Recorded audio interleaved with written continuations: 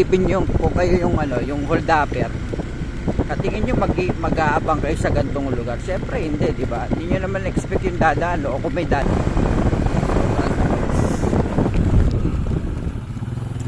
Diretso naman si kuya, manti ko pang mabangga. Pambihira.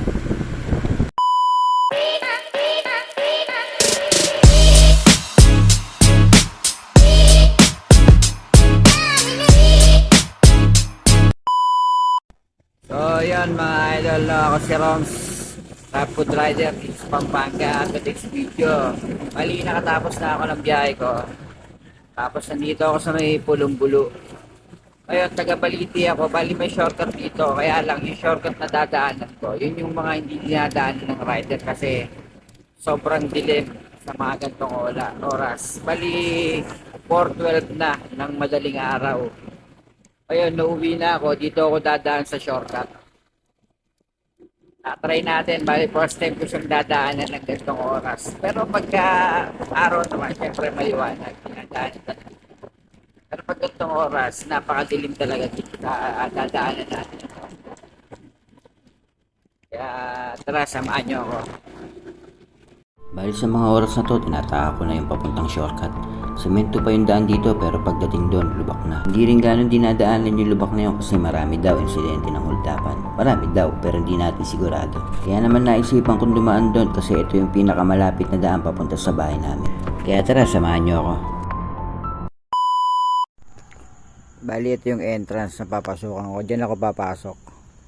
Yan. Pag dumiretso ko, papuntang Balite. Pagka ako maliwa, papuntang Malino. Bali, medyo kinakabahan ako kaya, pero nandito na tayo eh. So, let's go.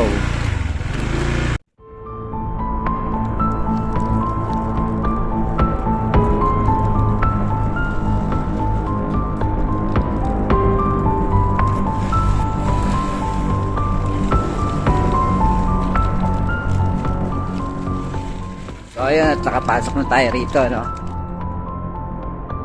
Tapos to, sa kaliwa, papuntang Malino. Tapos ito, papunta ng Bali dito kung saan ako pupunta.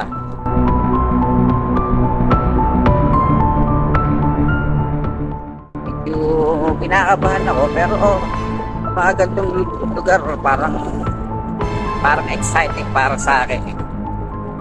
Mahilig kasi ako sa yung malimbawa, yung gusto kong malaman kung ano yung isang bagay. Madaan pala dito. Sa bagay kasi alas 4 na ng madaling araw.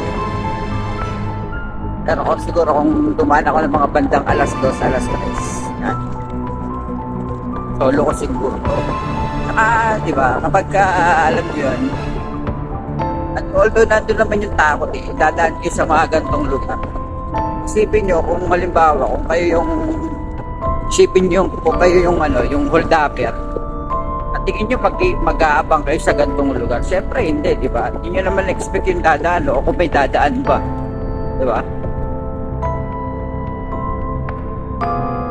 Ibang tangang holdapper mag-aabang dito. Pero nakakatakot. Nakakatakot kasi hindi mo tataso. Hindi lang kita sa camera yung mga talahib eh. Baga nasa gitna ka ng talahib eh. Sa next video papakita ko sa inyo kung ano itsura nito sa araw para malalaman nyo kung ano itsura nito. Tapos ito na yung sementong daan na papuntang Malino rin. Semento na to, semento na. Medyo dito nakakatakot rin dito kasi hindi ko kapag halimbawa nalaman ko na yung isang lugar tapos sa daanan ko na hindi na ako babalik kasi may tendency na pag tumanda sa isang lugar tapos halimbawa may mga tao hindi mo alam kung sino yung yung masamang loob dun eh. Pwede kung babalik ka pa, pwede mag-isip na sila, abangan ka nila, diba?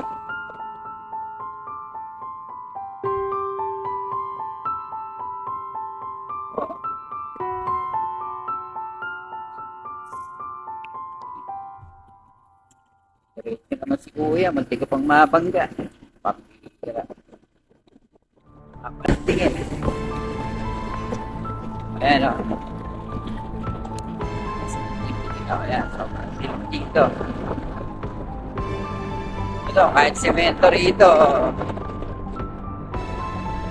Ito, yung ano, sa kaliwa eh. Ilang kita sa camera.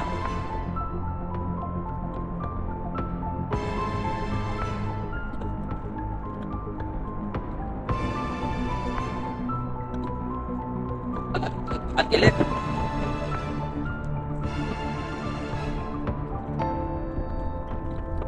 Iharap ko yung mukha ko, di rin ako makikita kasi sobrang dilim dito. Walang ka-ilaw-ilaw ng poste kahit isa. Bali doon ako pupunta sa may mga ilaw na yan.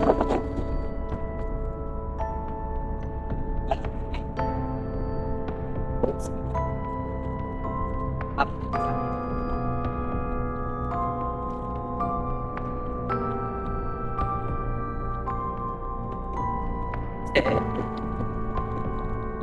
Lakas ng trip natin. Ay, ako lang pala. Alas 4:30 na madaling araw, dumaan sa madilim.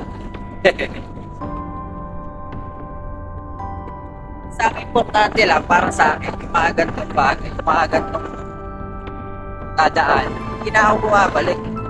Hirap kasi kapag ka bumalik ka, yayariin ka pa, mamaya, yariin ka pa. Pero kailangan, alam mo yung lulusutan mo. Kung hindi ka na talaga babalik. Pero kung hindi mo alam, eh, no choice ka. Wala ka ng no choice.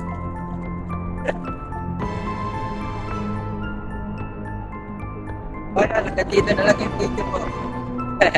Medyo kabado tayo pwede doon, no? Next time, papakita ko sa inyo yung araw. Paliwanag para makikita nyo.